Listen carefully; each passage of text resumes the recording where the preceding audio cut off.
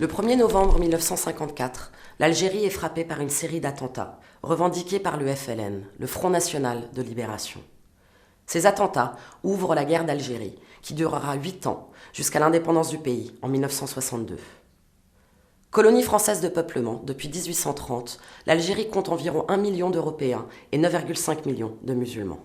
Dès le début du conflit, le Comité international de la Croix-Rouge, le CICR, décide d'intervenir. Problème. Il ne peut pas exiger l'application des conventions de Genève, car il ne s'agit pas d'un conflit international et que la France ne reconnaît même pas la réalité d'un conflit dans ses départements algériens. C'est en fait une histoire d'homme qui permettra à l'institution d'agir. Le président du Conseil français, Pierre Mendès France, n'est autre que le beau-frère de William Michel, délégué du CICR à Paris. Début 1955, Pierre Mendès France accepte les offres de service du Comité international de la Croix-Rouge. La mission est confiée à Pierre Gaillard. Avec François Bugnon, historien et membre du CICR, Pierre Gaillard se souvient. Alors mon premier rôle a été de négocier avec l'aide de M. Michel, justement, les autorisations du gouvernement français pour agir en Algérie. Au début, le gouvernement français n'était pas tellement favorable à ce qu'on intervienne. Il craignait l'internationalisation de la guerre d'Algérie, il n'en voulait pas. On a obtenu de Mendès France un accord écrit qui stipulait ce que le CICR était autorisé à faire.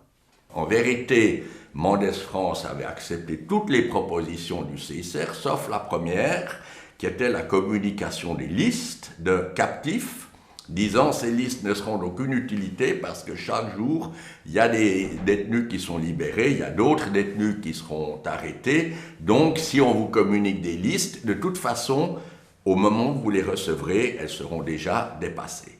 En revanche, ce qui est l'élément clé dans la réponse du président du Conseil, c'est qu'il autorise les visites, l'accès aux lieux de détention et les entretiens sans témoin avec les captifs qui sont là aussi, comme dans les situations de conflit international, la clé de voûte de l'action du CICR en faveur des personnes détenues. La question que le CICR se pose très tôt, c'est faut-il prendre contact avec l'opposition? Oui. Il faudra passablement de temps pour trouver des canaux de communication, puisqu'il s'agit bien évidemment d'une organisation clandestine, et puis au début de l'année 56, le CICR parvient à établir le contact avec la direction du front au Caire. Eut 2 séances Caire avec comité représentatif, stop. Sont vivement reconnaissants nos activités dont étaient ignorants, stop. Et remis convention arabe, également peu connue, stop. Et attirer attention, notamment sur disposition articles 2, 3, 4, stop. Paraissent disposés à accepter fonctionnement système classique, inclus visite, malgré difficultés techniques. Stop. Le CICR gardera le contact, moyennant certaines interruptions temporaires, mais globalement gardera le contact tout au long de la guerre.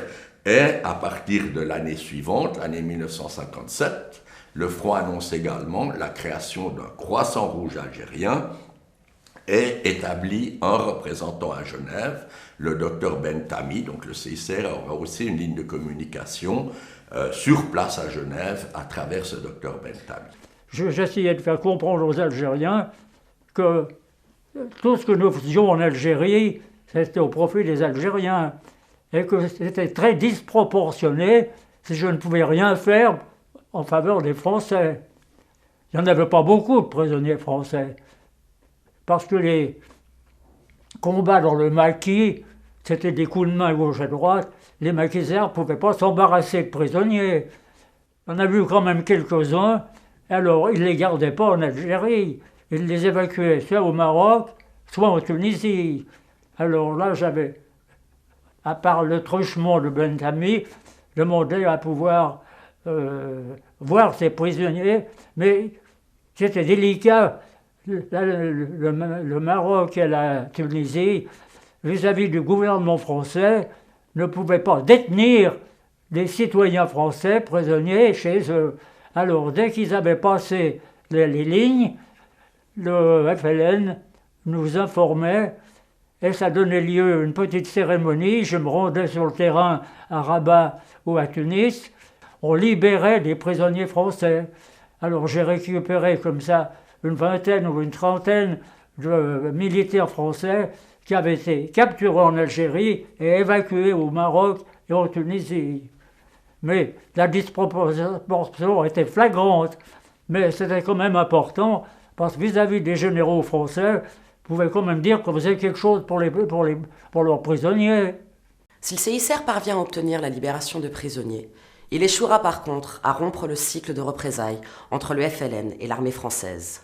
Aux condamnations à mort de militants FLN pour terrorisme répond l'exécution de soldats français prisonniers.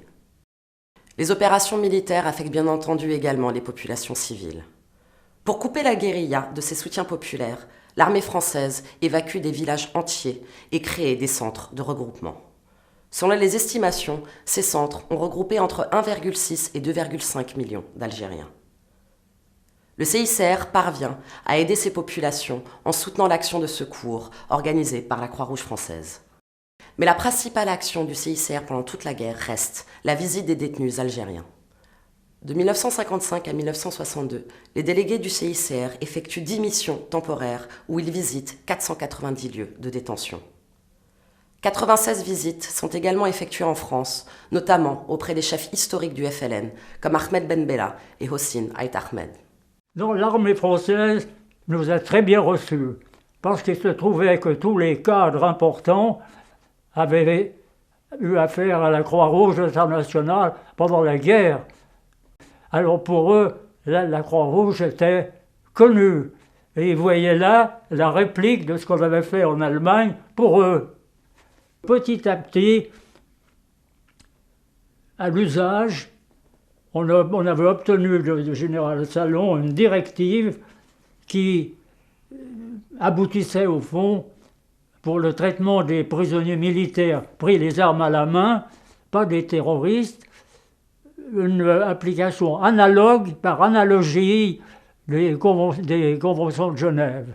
Ordonnance du général Salan, Alger, le 19 mars 1958. Objet, camp d'internés militaires. Les rebelles acculés au combat font très souvent preuve d'un acharnement qui conduit à leur extermination. L'interrogatoire des prisonniers fait en effet ressortir que les moudjahidines sont avertis de façon pressante, au cours de leur instruction, des dangers qu'ils courent en cas de reddition. Les troupes françaises massacrant les prisonniers après torture, ou dans le cas le plus favorable, les faisant traduire devant des tribunaux qui les condamnent automatiquement à la peine de mort. La crainte ainsi entretenue donne aux bandes un mordant qu'il importe d'entamer dans toute la mesure du possible, dans le but de réduire nos pertes. Un moyen d'y parvenir est d'accorder aux prisonniers un traitement aussi libéral que possible et de le faire savoir.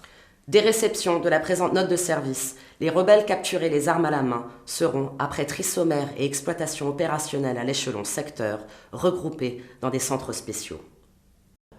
Notre souci était d'améliorer le traitement des prisonniers et de faire reculer la torture. Chaque fois qu'on visitait un camp de prisonniers, en particulier les camps détenus par les militaires, la partie importante était l'entretien sans témoin à la fin de la visite des installations avec les prisonniers de notre choix. Et c'est là qu'ils nous en ont parlé.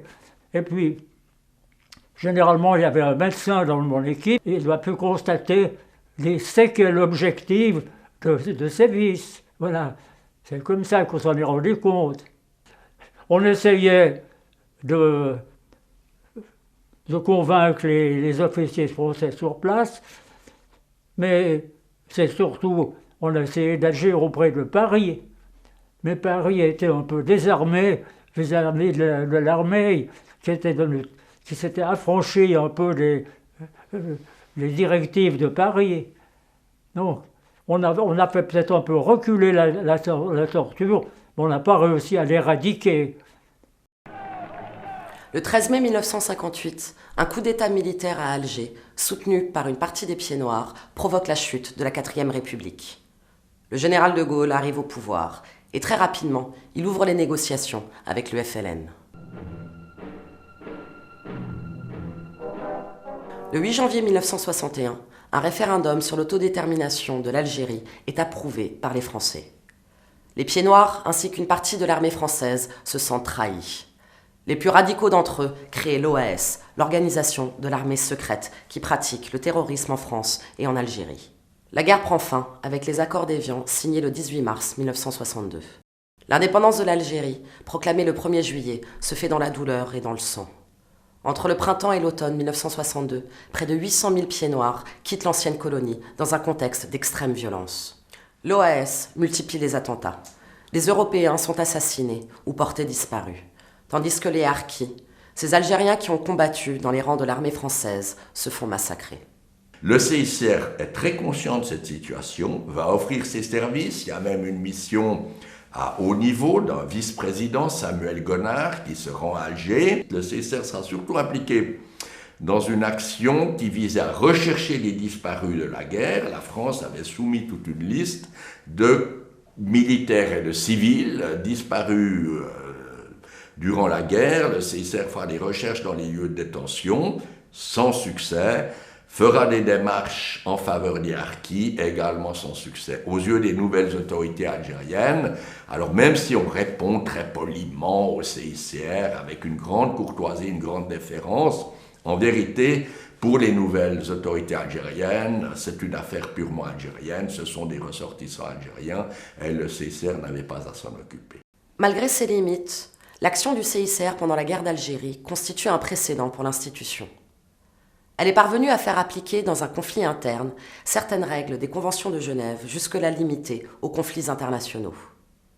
Une expérience déterminante au moment où se multiplient les guerres asymétriques liées au processus de décolonisation et à la guerre froide. On retrouve dans les nouveaux protocoles additionnels les résultats, la transcription, le résultat que nous avions obtenu sur le terrain en Algérie. L'Algérie a fonctionné comme système de référence.